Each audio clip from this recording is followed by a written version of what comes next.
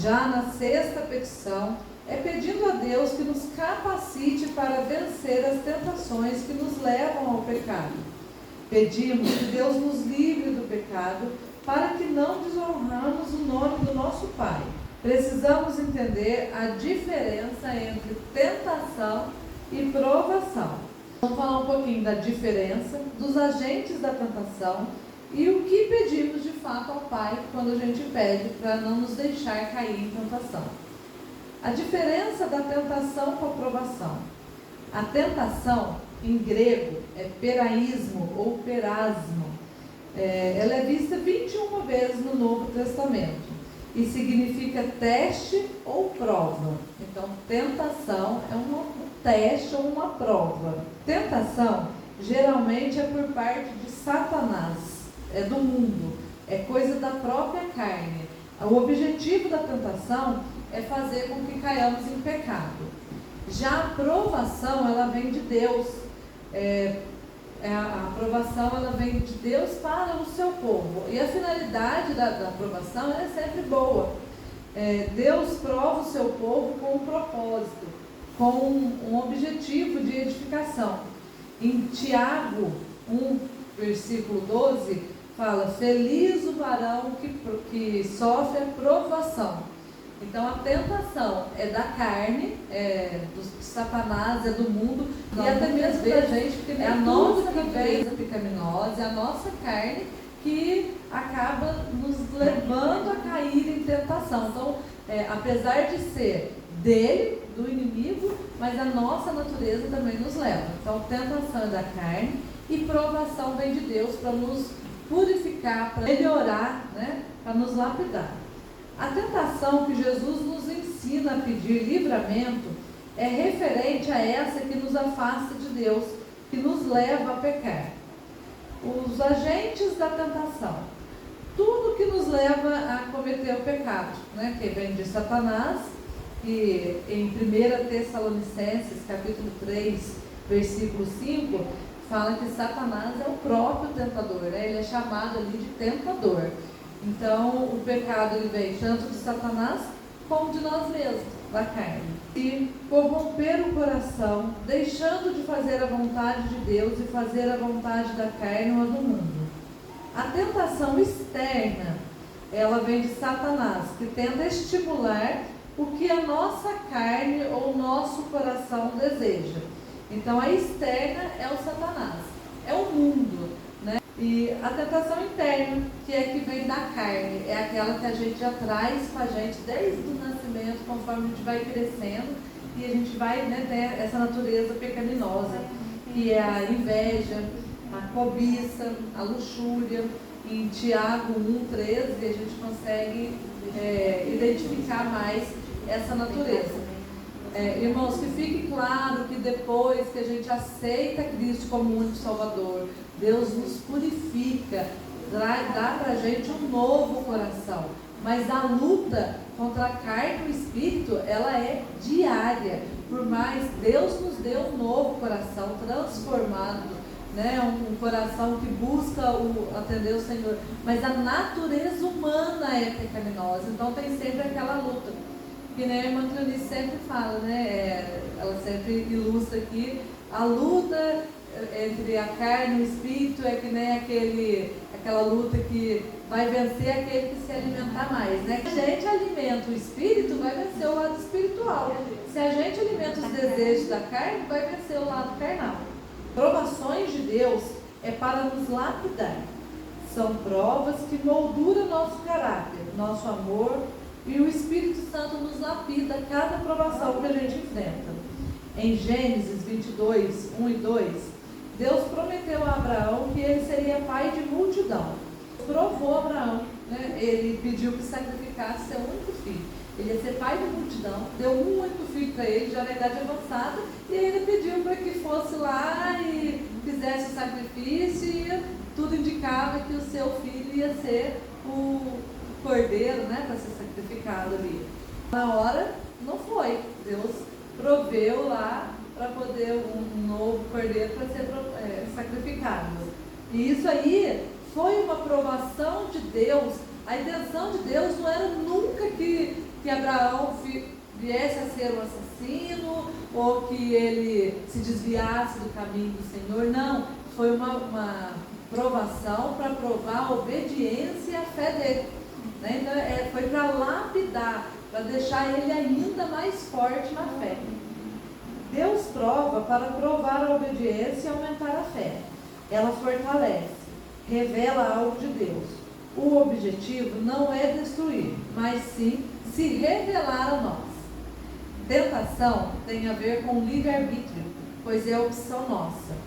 Nas provações, Deus nos dará o escape. Então, as diferenças assim mais óbvias entre tentação e provação. Tentação é o convite para pecar.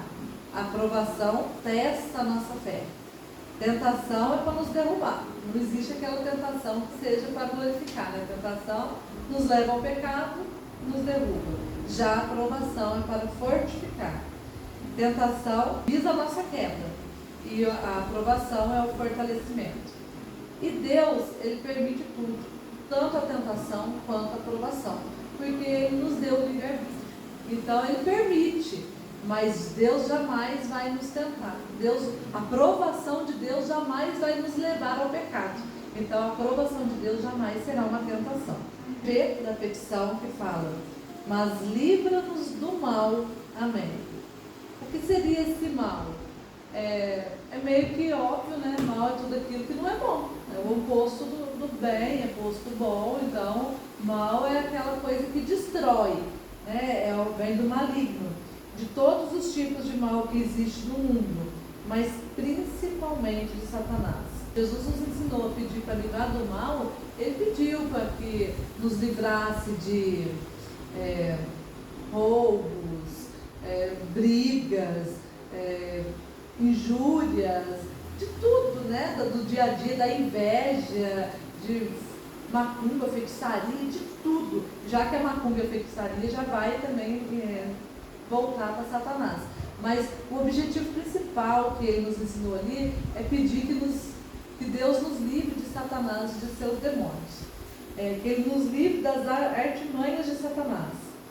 Pedimos que nos livre de nós mesmos, porque, né, como eu disse, tentação vem da carne, nós já nascemos com a natureza pecaminosa. Então a gente pede que livre também de nós mesmos, da nossa natureza pecaminosa. Mateus 15:19 nos ensina que tudo vem do nosso coração, que é de lá que brota tudo. Então já é da nossa natureza, né? Vem do nosso coração. Aí eu volto a falar, Deus nos deu um novo coração, mas é a nossa natureza. Então nós temos que diariamente buscar fortalecer o nosso lado espiritual. Livra-nos de assaltos, balas perdidas, línguas afiadas, do homem sanguinário. O nosso inimigo é o Satanás. Temos que cuidar para não subestimá-lo, porque muitas pessoas, às vezes até próprios cristãos mesmo, dentro da própria igreja, acreditam que, nossa, nem existe, sabe? Deus, Ele é maravilhoso, é um Deus de bondade, é um Pai de amor, misericordioso. E não existe, não, esse negócio de Satanás, de diabo, de inimigo, não existe. Então, a partir do momento que você subestima, você está deixando o campo livre para ele, porque se você não acredita nele, ele está aberto para que ele possa agir da melhor forma que ele quiser. E, em contrapartida, superestimá-lo, porque tem muitos lugares que, ao invés de adorar o Senhor, o culto é para o Senhor, muitos falam de Satanás, ficam falando muito dele, é como se o culto fosse para ele, porque tudo é obra dele. A gente não pode, muitas vezes é evidente, né? A gente não pode subestimar, nem achar que ele não existe, e também não devemos superestimá-lo, achar que tudo é ele, porque daí você vai estar exaltando quem não merece exaltação. O inimigo, ele não se apresenta como ele é. Ele se disfarça até de anjo de luz. Ele usa falsos obreiros. Ele quer trazer ao coração dos homens dúvidas sobre a palavra de Deus, assim como ele fez com Eva. Ele não chegou falando para Eva assim, Não é isso que ele falou, é mentira dele, não é assim. Não é. Ele chegou falando, árvore do conhecimento você não vai provar dos frutos, mas por que será? Ele colocou dúvida. Ele não quer que vocês saibam tudo que ele sabe, ou seja, colocou dúvida. Ele não negou a obra de Deus, mas ele plantou a dúvida. E assim ele faz até nos dias de hoje. Quantas interpretações da Bíblia que a gente tem, cada uma é mais equivocada que a outra, né? Eles não estudam, eles não trazem a luz da palavra, não, eles, cada um busca, interpreta daquela forma que melhor traz para o seu dia a dia, que menos vai punir, digamos assim. A homossexualidade, eu sou totalmente contra. A gente sabe que não é uma coisa natural, não é de Deus. Deus criou o homem e a mulher. E hoje já tem igrejas que usam a Bíblia na versão deles. Então, assim, o inimigo, ele usa falsos profetas, falsos obreiros, falsos pastores, para poder confundir, né? Para poder trazer a discórdia e a dúvida da verdadeira palavra de Deus. Parte final, gente. Pois teu é o reino, o poder e a glória para todo sempre, demonstrando confiança, fé de que o Pai nos ouve. Deus não é apenas um Pai, mas Ele é um Rei que tem o poder e a Ele pertence toda a glória. O que Ele deseja, Ele realiza. Então Ele tem todo o poder para fazer o que Ele quiser, a hora que Ele quiser, conforme a gente já estudou outrora. Que tem lá a vontade que a gente pede para Deus conceder, e tem já a vontade que é soberana dele, que independente do que a gente queira, vai acontecer, como a volta do nosso Senhor Jesus, vai acontecer, queiramos ou não, né? Então Deus, se Ele quiser, Ele faz. Então basta nós termos fé, conversarmos com Deus, expormos para Ele, nos abrir, pedir e confiar que Ele vai fazer. Porque se a gente pede, mas naquela dúvida, Ele se nem você acredita, né? Então a gente tem que pedir confiante, sabendo que Ele pode fazer. É impossível para mim, mas não é para Ele pode fazer. Então quando eu pedir, eu entrego na mão dele, e eu sei que Ele, além de Pai, Ele é um Rei. Ele é Deus, Ele pode tudo. Nós encerramos este guia para a oração do Pai Nosso, que em cada petição possamos realmente falar com Deus e falar para Ele. Que o Senhor nos torne uma igreja de oração, que tem seu prazer naquilo que é do reino e não do mundo. Amém?